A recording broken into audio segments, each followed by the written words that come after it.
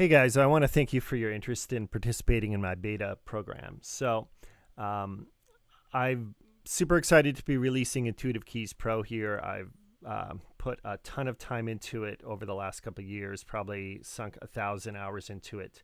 And what I want to do is, since I've created all these sounds and I've been making combinations with them now for like I said, a couple of years and playing out with them. I've been tweaking all these sounds. Plus, I've integrated Valhalla Vintage Verb and Valhalla Delay into this product.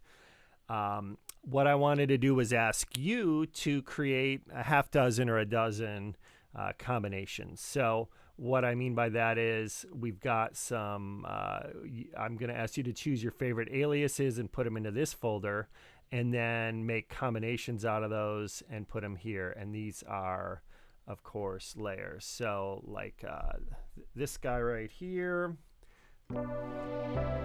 has something on the electronic piano bus and the orchestral bus, obviously. And every sound responds to mod wheel and aftertouch.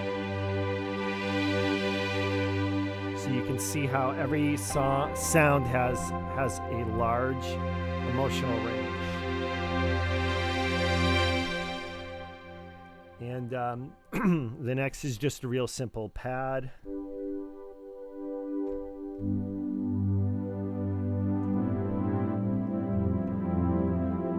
Which is great for voiceover kind of thing.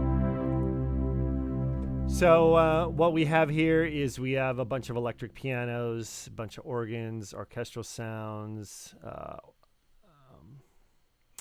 analog pads, digital pads, synths, and the movement sounds, which are, tempo stuff. So, for instance, all right. And synthesizers,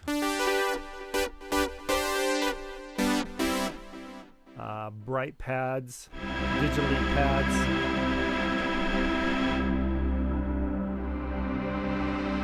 and oftentimes you'll hear some, when you do aftertouch, you'll see right over here, you're sending to a shimmer verb. So if I want to add the shimmer verb, I push down.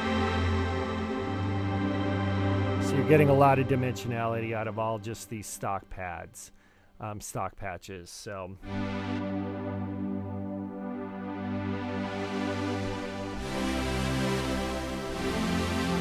and you see you're really not blowing the gain staging of these sounds. So you see, I maybe went over a tiny little smidge there, but basically the way you're supposed to work is faders all the way up is my idea. So I hope that makes sense. There's some great orchestral sounds here that layer with the pianos. And the piano engine is, the pianos are all at the concert level, so you can turn on grandeur here at any time, and you'll see that maps to your nano control.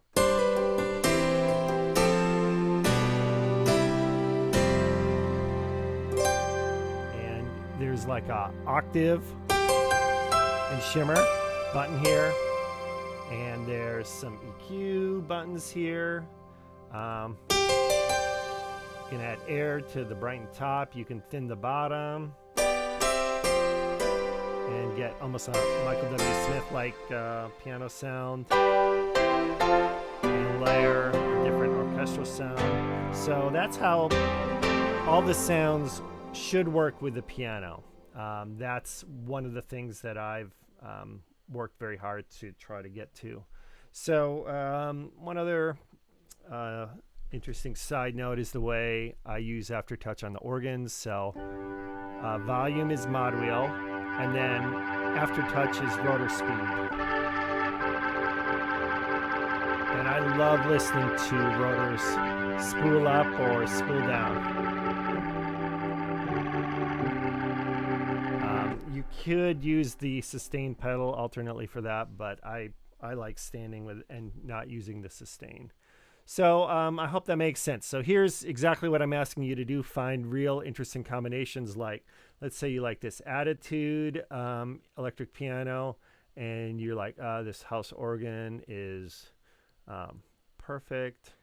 Then we go in, we paste those guys in here. We select both of them, and we go find new patch from selected patches.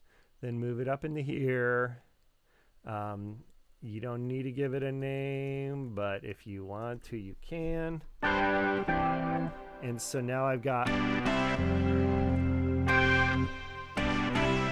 can hear the electric piano kind of a little distorted with the organ, and you can kind of play both at the same time. Plus, you can even add on piano.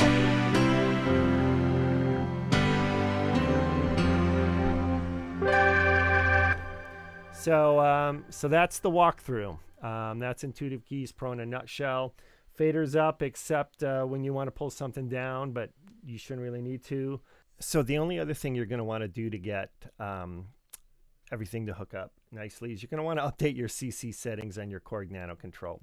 So let me show you why that's important. So there's a couple of values here, CC64, which is the sustain pedal, and 1, which is the mod wheel, which are default values. And you're going to get conflicts. And there's a few different ways to overcome this. One is to specify the devices. I didn't choose to do it that way. I chose to modify my settings of the Nano Control, and that way every MIDI input is viewable by Intuitive Keys. So there's no identifying of devices. It's just anything you go in is going to be seen. I thought that was the easiest way to troubleshoot it and fix it. So you're going to need to flash this into your Nano Control. Here's the instructions for doing so. You'll need the editor, which you're looking at there. And then it's just as easy to reset it to default settings. So you want to do that. All right, cool. Thanks.